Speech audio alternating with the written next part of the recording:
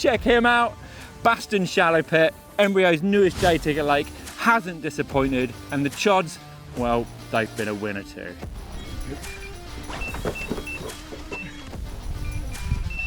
He is hanging on.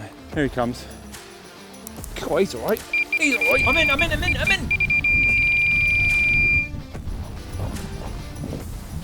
And he's in the net. He went on a mega run. Ah, I bumped him. The first one. Ah. Never mind. Yes!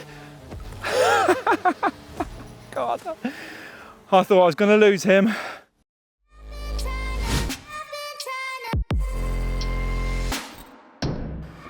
So, this lake here is Embryo's latest day ticket lake. It's not open yet, but it is open very soon. And I feel like I'm quite a lucky boy because I've been invited down to come and fish this for the next couple of days by Rich, who runs these Embryo sort of day ticket lakes in this area. But it is absolutely Baltic, and I think the only way I am going to catch fish on this trip is by keeping mobile and finding fish. So I'm going to get the coat for sure and my boots, and we're going to go and have a squander, see if we can find some carp. So Baston Shallow Pit, as I just mentioned, is Embryo's latest day ticket venue and will be open in and around spring 2025.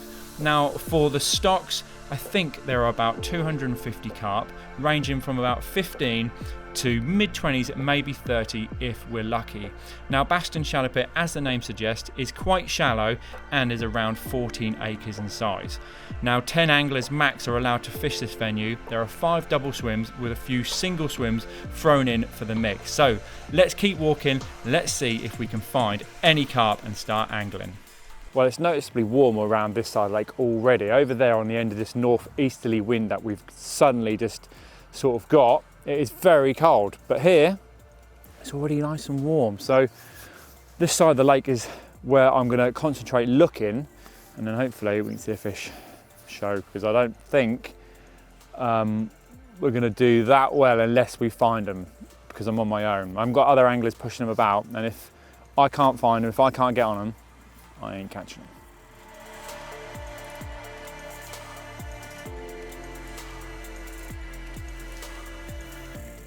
Why haven't Corda made some like glasses you can put on, and when you put them on you can just see all the carp? Oh, there they are. I'm gonna go over there and find them. We need someone to invent them ASAP.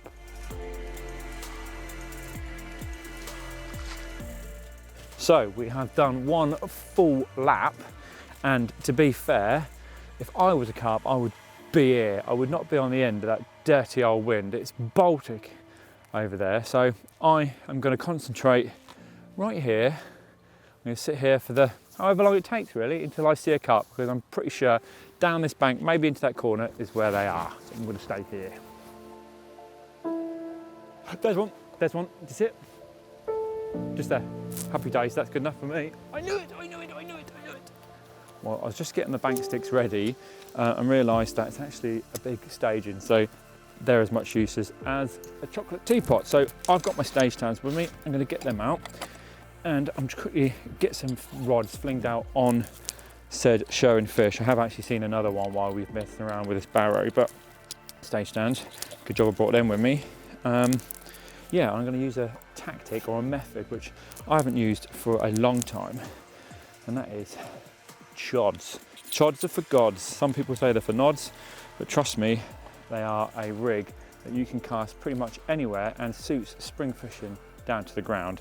Like I'm unsure what's out there.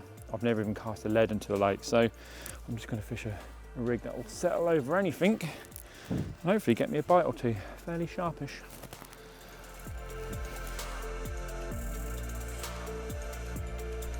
With the stage stands set up, the rods also set, it was a case of just getting my trusted yellow pop-ups soaked in isotonic goo on them rigs and cast to the showing fish. With the chods, there's no messing, you don't have to worry about leading up, just get those rigs out with least amount disturbance as possible. I sat back, chilled out and watched the water for a few hours, but then saw a couple of carp show out left of the swim. So I repositioned 2 chods out exactly where I saw the fish, and a quick sneaky reposition of the stage stands.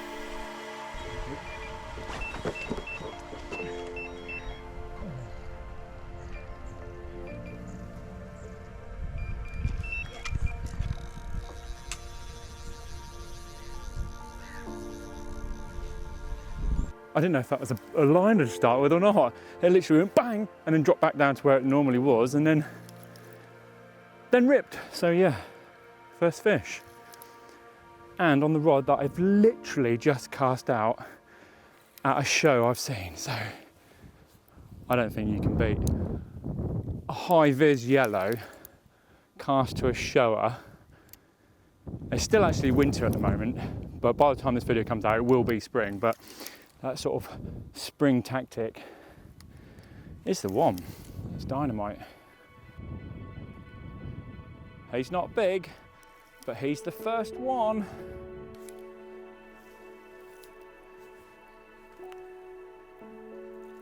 What? He was trying to knot his way out the net. Lovely. Lovely, lovely, lovely. Right, okay, so with that in the net, I am going to do this rod. I'm going to reel in and just chuck it back out to where we've seen those fish show and where I've just had a bite. You never know, there might be a quick extra bite to be had from that zone, but you definitely ain't going to get that bite without a rod in position. Well, I know I keep going on about location, but this proves it. A recast to a showing fish, and within 5 minutes we have a bite, and we have first blood of Baston shallow pet. I don't know what he weighs, he's got to be a mid-teen. I think this is a sort of starting weight in here, and they go up to about mid-20s, I believe, so hopefully we can get amongst some of the bigger fish, but I'm happy to be out in spring, late winter, catching fish. You go and tell your big brother and sister that I'm after them.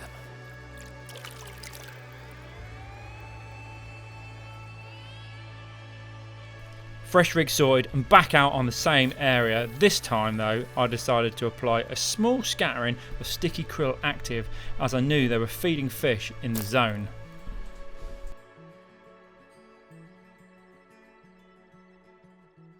Isn't it nice to get off the mark so early on a new lake? Like, it's always pressure off, isn't it, really? Oh, I can at least talk normally. How do I talk normally? It's hard when I'm trying to do that to try and match what I did earlier. Don't think about it too much because you can't. Oh!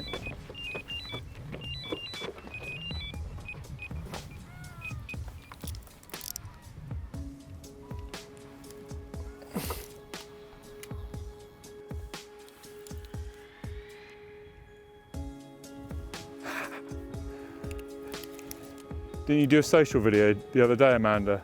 How to get a bite, make a cup of tea, wasn't it?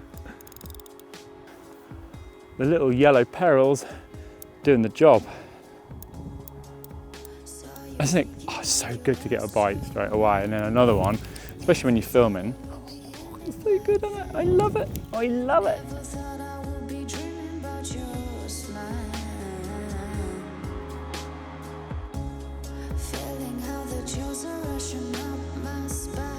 Oh, he's cool, he is.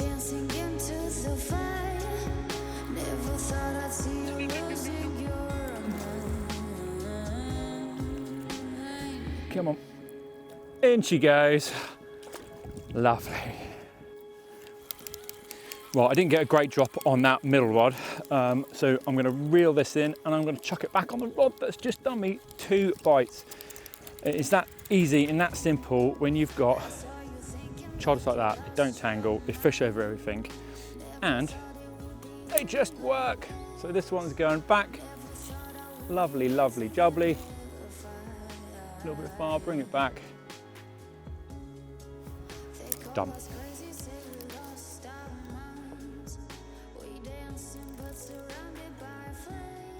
Nice and slack, we like it slack with the chods. Beautiful. Check out this one. Sort of the orange belly, big plated scales. Yeah, he's a real cool little character, this one. Similar sort of weight to the last one, about sort of 15, maybe 16 pounds. But yeah, I was originally a bit worried that the fishing might be a bit tough this week because it's gone really cold, northeasterly winds, and last week it was sort of like spring has sprung. It was like 19 degrees in the day, warm temps at night, and I was sort of rubbing my hands together thinking, yes.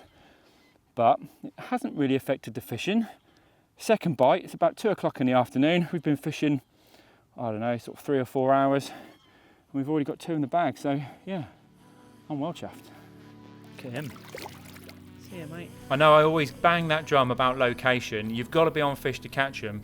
Any time of the year location is important, but it's more important coming out of the winter into spring because the fish are definitely moving around more. Keeping mobile, chasing those fish is definitely going to result in a better session, landing more fish. I have been for a little squander just to see if I can see any fish. Amanda is in charge of the rods, but unfortunately I've seen absolutely nothing. To be fair, I haven't seen anything all afternoon. I have been hawk-eyeing that water 24/7, literally. And if I saw any signs, I would move. But I think the plan is to probably pitch up here for the night, have a little base camp, and then in the morning, first thing, if I see fish, we can up sticks and then sort of move off around the lake and sort of chase them in the daytime. That is the plan. So with that in mind, I had a little lead around earlier just with a marker rod, just to find some sort of presentable areas for the night because I wouldn't mind putting a little bit of bait in. So I did that, found an area out there which I'm happy with, and I found a nice area sort of just off to where I was catching. So I popped the float up, went round to the little point round the side there, and just sprayed a little bit of sort of 16mm sticky active krill around that, and then obviously I'll keep one rod where I've had those 2 bites this afternoon. So yeah, that is the plan, unless something drastically happens now and I start seeing a shed load bosh out over there. I'll set the home up and we'll fish here for the night.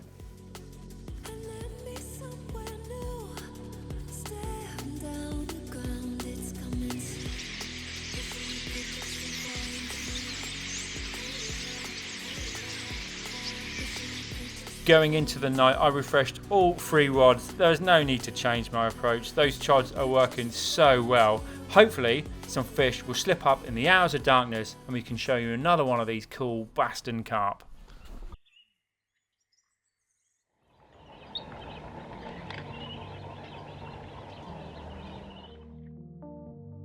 So last night was very quiet on the fishing front.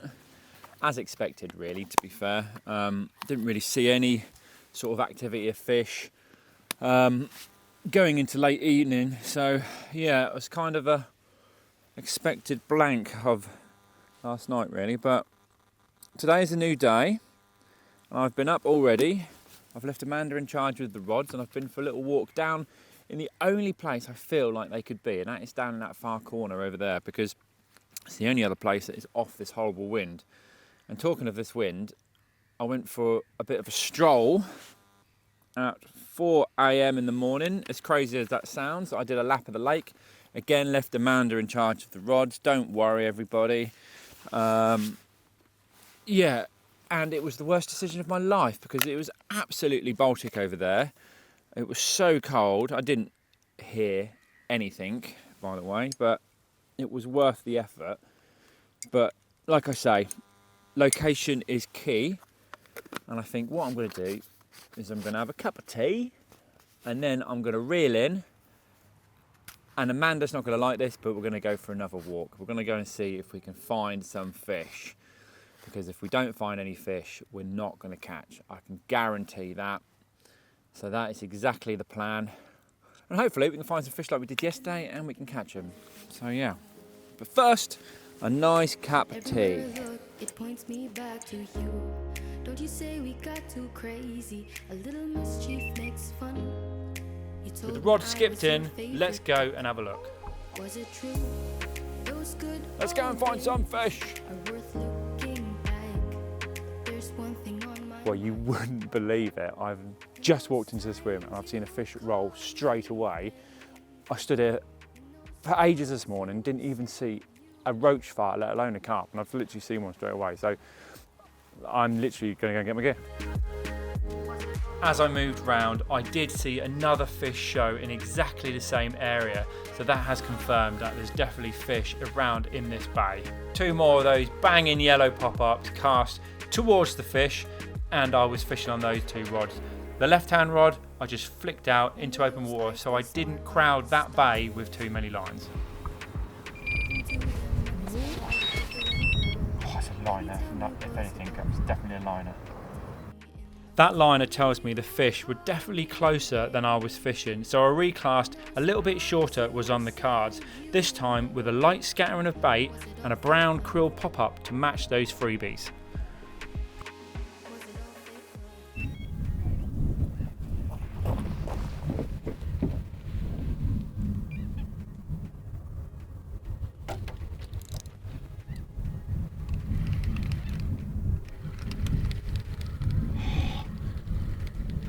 No, I'm in. Well, me and Amanda were just sitting there thinking, has our move actually paid off? I'm going to have to move around here because he's will come around the corner, but he's just here, look. But yes, it has taken a while. He's better. And he's in the net. Happy days. Well, that's more like it. It's now just gone midday. We've been fishing about 4 hours, sort of scratching my head thinking, why has that not gone? There was definitely fish here when we moved into this swim. But there you go, patience is key because they are there. They haven't been showing at all. Haven't seen another show since those first shows. And this is the biggest one yet of the trip. I have weighed it. It was between 25.8 and 26 pounds, somewhere around that sort of weight. So yeah, I'm well chuffed, especially to get one of the sort of bigger ones. I think this is the sort of biggest you can expect out here at present, sort of around that sort of mid-20 mark. So I'm over the moon. And on the repositioned match the hatch choddy as well, so can't complain. Okay, let's talk about the Chod Rig and why it is such a good rig. Now, quickly first before we do, let's talk about the fact that no one uses the Chod Rig anymore. It has gone out of favour. 15 years ago, everyone threw out a chod and nothing else, including myself. And I guess the reasons were because it fishes over every sort of lake bed there is, from thick weed to light weed to even gravel. I mean, I wouldn't tend to fish this on a gravel hard spot if I had a choice, but if I'm roaming around a lake like this, it's shallow, castanet showing fish, the Chod Rig is up there with one of the best. Now for me, I fish mine on lead core. I think it's a little bit better than naked, i.e. on the line. I think it helps hook the fish a little bit better. I use a metre length. I use a heli safe, which I like to drop the lead because obviously you've got such a small short hook link. I don't want that close to the fish's mouth. I fish a bead probably about 7 inches above the heli safe, and then from that bead to the next bead, which is a safety bead, it just pops off that bit of silicone.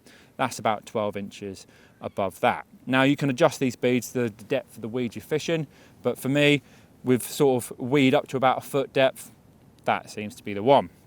Now let's talk about the little chod section here. It's the same as the hinge stiff rig, it's just that little chod section. You can buy these already ready made, or you can make them yourself. You can make them at different lengths. I like mine about 1 inch, 1.5 inches, and I fish it basically crimped, using one of the little quarter crimps, because I think that just creates another little loop and just means it spins a lot easier like that. And obviously when you're casting out the rig, it spins on the helicopter setup like that and doesn't tangle. That is why it fishes so well over everything.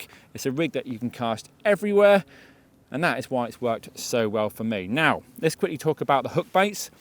I've been fishing yesterday with sort of bright yellows, and I caught 2 fish on that, and today I started off doing the same. But I swapped one over to this sort of match the hatch sort of pop-up with a spread of active krill boilie, and that was the one that went. So yeah, I'm going to go with that again now, flick it back out on the spot, and hopefully we can hit that repeat button and catch another one.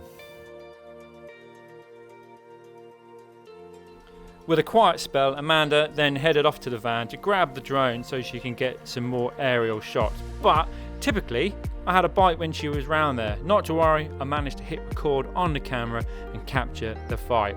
I could see Amanda in the distance trying to figure out if I had a bite or not. A quick thumbs up, and Amanda had the long sprint back. Bless her, she ain't no Usain Bolt and she couldn't get back in time. But don't worry, I've got it all, including the netting.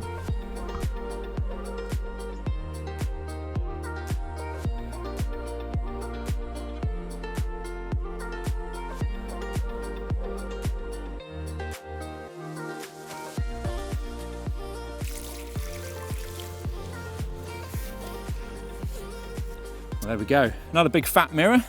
Funnily enough, this one weighs exactly the same as the last one, just shy of 26 pounds. And another one that's fallen to the chod, a little yellow hook bait. I don't really think it's the colour of the pop-ups that are making a difference. I think it's just the fact that they're presented well over that weed.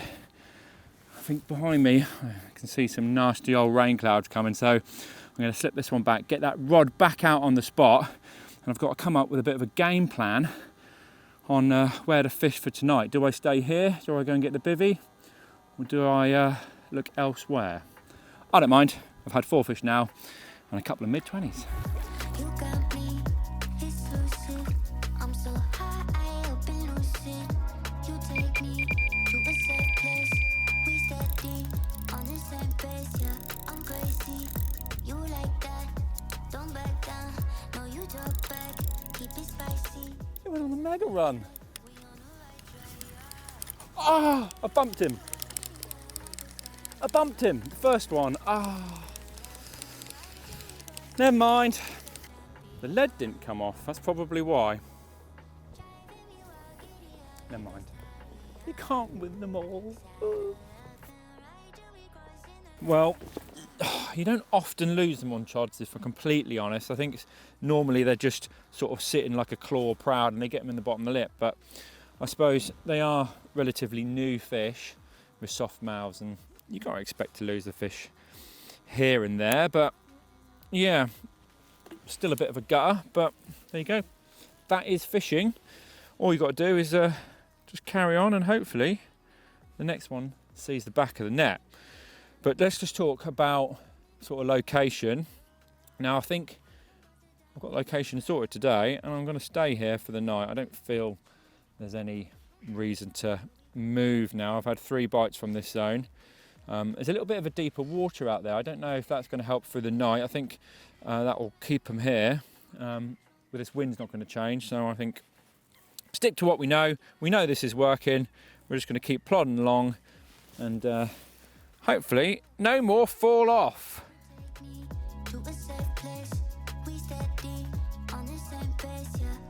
Same as the night before, a refresh on all 3 rods, and I saw the evening out with a lovely sunset.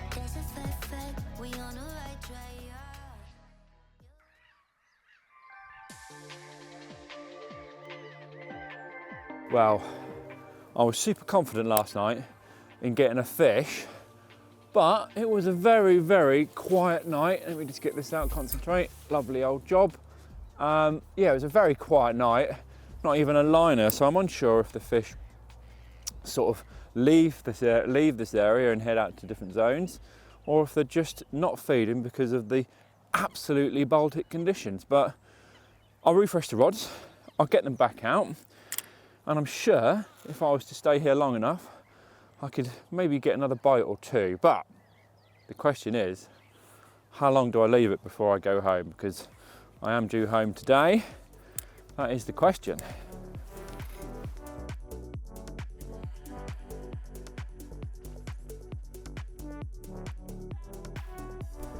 With bite time for the 2 previous days being in the afternoon, I could only hope for an early bite, but keeping the disturbance to a minimal and keeping the slack lines, hopefully the fish would move into the bay and I could get that bite a little quicker than the previous days.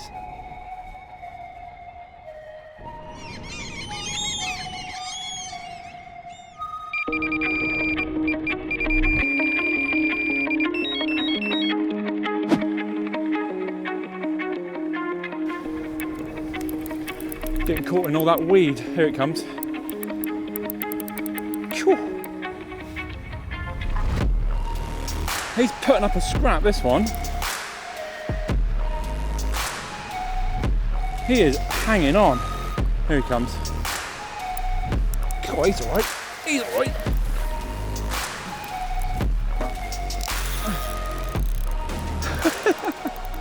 He's putting up such a scrap. Keeps getting his head caught in this weed. Come on. Look, you can see all the weed coming up.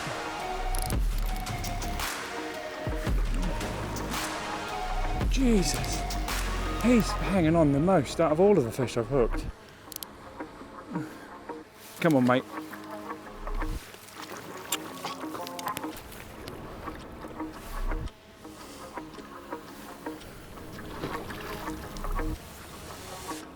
Yes! God, I thought I was going to lose him.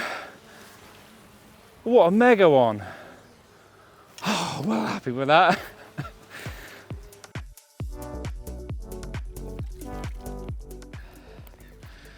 Right, I think the hook is still just hanging in his mouth, so if I can get into it, we'll have a look at these.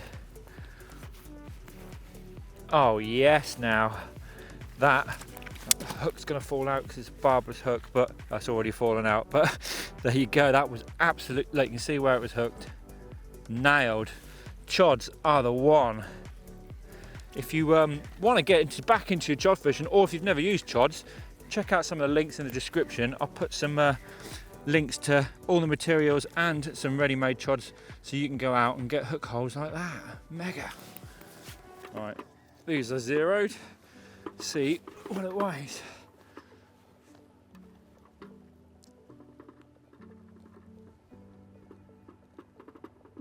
Just a smidge over 27.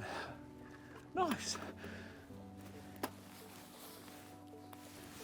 Wow, what an absolute bruiser this one. Tore my arm off. I honestly thought I was going to lose him in the weed on that marginal shelf. So glad I didn't. This is definitely the icing on the cake here for Baston Shallow Pit, Embryo's latest day ticket. It opens this spring. Keep your eyes peeled because you're going to want to come down and have your chance of catching some of these fish. I've really enjoyed myself going back old school fishing chods at showing fish, keeping mobile was the one. I loved it. If you liked it, hit that like button please, it makes a difference. Subscribe if you haven't already, and we'll catch you on the next episode of Carp Chapters.